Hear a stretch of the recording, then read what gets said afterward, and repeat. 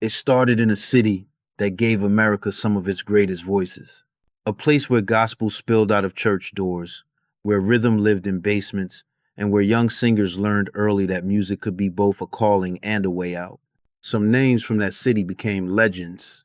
Their stories were told, retold, and remembered. But one name quietly slipped through the cracks. His voice made audiences freeze, then erupt.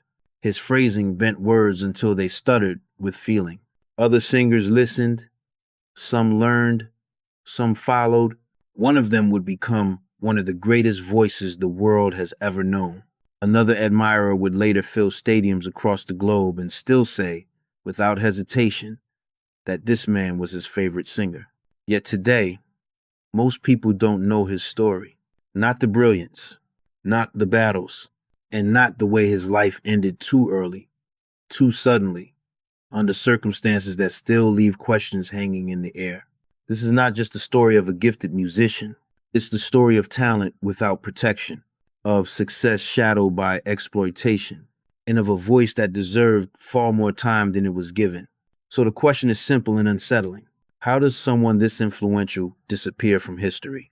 Before the applause, before the records, before the expectations, there was a boy growing up in Washington, D.C., in a home where music was not entertainment. It was instruction. It was discipline. It was faith. He was born into a family where voices blended naturally and instruments were treated like extensions of the body. Church was not optional. It was central. The sound of gospel shaped his ears before the outside world ever did. By the age of 8, his mother had already placed him in front of a piano, guiding his hands, teaching him not just notes, but control, patience, feeling. By 12, he was no longer learning alone. He sang with his brothers, then with cousins. Harmonies became second nature. The group traveled from one church to another, one community event to the next, building something that felt small at the time but was quietly rare. They were consistent, polished, trusted. That consistency led somewhere unexpected. A weekly radio show. For 5 straight years, their voices went out over local airwaves. Not once, not occasionally, every week. In an era when access meant everything, that exposure mattered, people in Washington, D.C. began to recognize the sound before they recognized the face. But gospel was only part of the story. At home, he listened closely. He absorbed secular music the way some people study textbooks, jazz phrasing, swing timing, especially the freedom of scat singing. He admired the way a voice could improvise without losing emotional clarity. That influence would later surface in ways no one could miss. By the time he entered high school, his talent was no longer confined to church or radio. He entered local talent competitions and won. Not once, repeatedly. One performance stood out, a bold, controlled rendition of Summertime. It wasn't flashy. It was confident. It suggested something deeper than raw ability. It suggested direction. Washington, D.C., in those years was full of young singers chasing similar dreams. Some would later become famous. At the time, they were just kids, competing on the same stages, learning what it meant to command attention without losing composure. Then came the basement. A legendary guitarist had moved into the city and built a studio beneath his home. Young artists gathered there, drawn by opportunity and proximity. Sessions ran late. Ideas moved fast. Voices blended. Futures quietly took shape. It was in that environment that he crossed paths with other young singers who would later define American soul music. They sang together, practiced together, learned from each other. No contracts, no guarantees, just sound and ambition in close quarters. Eventually, that voice distinct, rhythmic, impossible to confuse with anyone else stood out. And when an offer came to join a touring band and leave Washington behind, it wasn't just a career move. It was a crossing point because once he left home, the music would change. And so would the stakes. Chicago changed everything. The clubs were louder, the expectations were heavier, and the music industry moved fast, whether an artist was ready or not. On stage, he stood behind a piano, commanding attention without forcing it. The phrasing was unusual, the rhythm unpredictable. Words bent, doubled, and stuttered by design. Audiences didn't always understand it, but they felt it. That difference mattered. Soon, the industry took notice. A solo contract followed, then records, then the realization that his sound didn't fit neatly into any single box. It wasn't pure blues. It wasn't traditional soul. It carried Caribbean movement, jazz freedom, and gospel intensity all at once. When the first releases reached listeners, the response was immediate. In Chicago, people embraced the voice. Beyond the city, the momentum grew slowly, but it grew honestly. Each record built recognition, not hype. He wasn't manufactured. He was revealed. Then came the breakthrough. I Do Love You didn't shout. It didn't beg. It spoke plainly, with restraint and warmth. The record climbed the charts, crossing boundaries between R&B and the mainstream. Radio stations that had never played his work before suddenly kept it in rotation. The song became familiar in living rooms, cars, and late night broadcasts. Sitting in the Park followed, and with it, confirmation. This wasn't luck. This was presence. The voice felt conversational, almost intimate, as if the singer were sitting beside you rather than performing for you. Touring expanded his reach. The Apollo package tours with established stars. Night after night, the same reaction. Surprise, then excitement, then applause that lingered longer than expected. But the defining moment came with Summertime. The song was already a classic, untouchable, some believed. Yet his version reframed it completely. The phrasing was loose, the rhythm playful, the emotion unmistakable. It crossed over to pop charts and international audiences, reaching listeners who had never heard his name before. Suddenly, musicians were paying attention. Some admired the courage it took to reinterpret something sacred. Others listened closely, studying the phrasing, the confidence, the way he controlled space between words. Younger singers learned by listening. Older artists acknowledged the originality. Yet, even at the height of this success, something felt unstable. The applause was loud. The sales were real. But behind the scenes, questions lingered about ownership, about credit, about whether the rewards matched the contribution. On stage, he looked unstoppable. Off stage, the ground was already beginning to shift. Success did not bring peace. As his records climbed the charts, a different kind of tension settled in. It wasn't visible from the stage. It lived in contracts, conversations behind closed doors, and questions that never seemed to receive straight answers. Questions about ownership, about credit, about whether creative contribution truly mattered once the records were pressed and sold. The breaking point came with Summertime. He had reshaped the song, added his own phrasing, his own vocal architecture.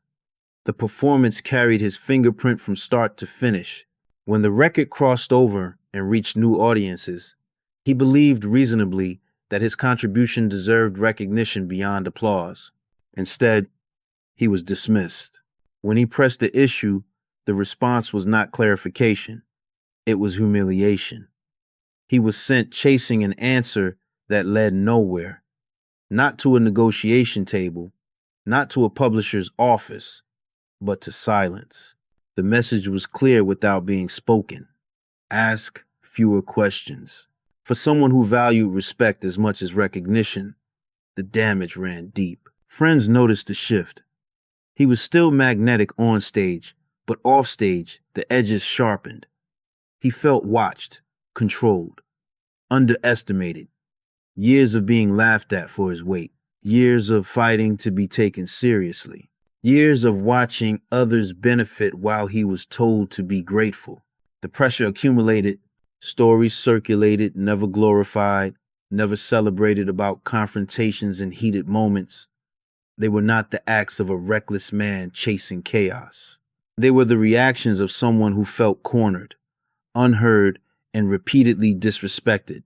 The industry had little patience for anger unless it came from the right people. Health issues added another layer. His weight strained his body. Diabetes complicated long tours and long nights. Fatigue became constant. Recovery took longer. Yet the schedule didn't slow down. Then tragedy struck again. Members of his own band were lost in a devastating accident.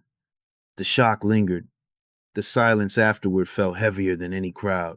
The sense that time was running out, not metaphorically, but literally began to follow him.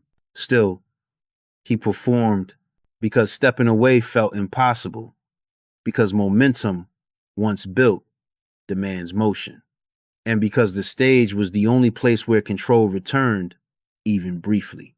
But beneath the surface, the balance was gone. What once felt like ascent had become survival, and survival, under that kind of weight, rarely lasts forever. The night before, the work was done. The show had ended late. Applause faded. Equipment was packed. By early morning, the road called again. This was the rhythm of touring, sleep cut short, miles stacked back to back, responsibility outweighing rest. Just after sunrise, two vehicles left North Carolina, heading toward the next performance. One followed closely behind the other. Nothing felt unusual. Nothing suggested finality. Then, in a matter of seconds, everything changed. On Interstate 95, as the cars approached a bridge crossing the Neuse River, the lead vehicle suddenly lost control. Witnesses later described the violent shift, wheels wobbling, steering fighting back. The car struck the bridge, curbing, and plunged into the water below.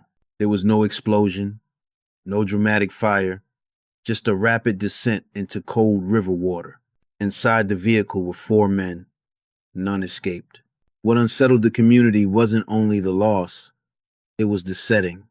The river was not deep. The town was small. Help arrived, but slowly. Reports suggested it took hours to recover the car and the bodies. For many, the question formed quietly but persistently. Could this have ended differently? Soon, other details surfaced. The car was new, less than 2 weeks old. Family members recalled earlier problems, brakes that didn't respond, moments that nearly turned disastrous. Days before the accident, warnings had been given. Plans to fix the issue had been discussed. Too late. News spread quickly through the region. In towns unaccustomed to tragedy, disbelief settled in. For the music world, the shock was sharper. A voice still climbing. A career still unfolding. Gone at 32. In the years that followed, the search for answers moved from highways to courtrooms. A lawsuit against the manufacturer stretched across multiple trials. Arguments over mechanical failure, responsibility, and accountability filled transcripts where music once lived. Eventually, a settlement came, but closure did not, because no ruling could answer the question that lingered longest, not in court records, but in memory. What if the warning signs had been taken seriously? What if the road had been delayed just one day? What if the system had protected the artist instead of pushing him forward? America watched quietly as another gifted voice faded, not from lack of talent, but from a moment that arrived far too soon. Some stories don't end with applause. They end quietly, leaving behind unanswered questions and a sense that time was stolen rather than spent. When the news settled and the tours stopped, what remained was not just grief but absence, a space in the music where a voice should have continued to grow. In the years after his passing, recognition arrived slowly, too slowly to matter to the man himself. Inductions followed, honors were announced, documentaries revisited the past. His recordings resurfaced in films, samples, and late-night playlists. New listeners discovered the phrasing, the warmth, the control that had once felt so familiar to those who heard it firsthand. But legacy is not measured only by awards. It lives in influence, in the way other singers shape their delivery, in the courage it took to sound different in an industry that preferred obedience, in the quiet fact that some of the most celebrated voices of their generation listened closely to his work. His story also stands as a warning. Talent does not protect you. Success does not guarantee fairness, and systems rarely change unless they are forced to. He gave the world music that still breathes decades later, songs that don't age because they were never chasing trends. They were rooted in feeling, in honesty, in restraint. At his funeral, one of those songs played softly, a love song, simple, uncomplicated, the kind that doesn't beg to be remembered yet always is. Perhaps that is the truest measure of his impact. Not how loudly his name is spoken today, but how deeply his voice still settles when the needle drops. If this story reminded you of a moment, a voice, or an artist who never received their due, share that memory below. We read every comment, and if you believe stories like this deserve to be preserved, not rewritten, not rushed, consider staying with us. Because some voices leave the stage early, but they never really leave us.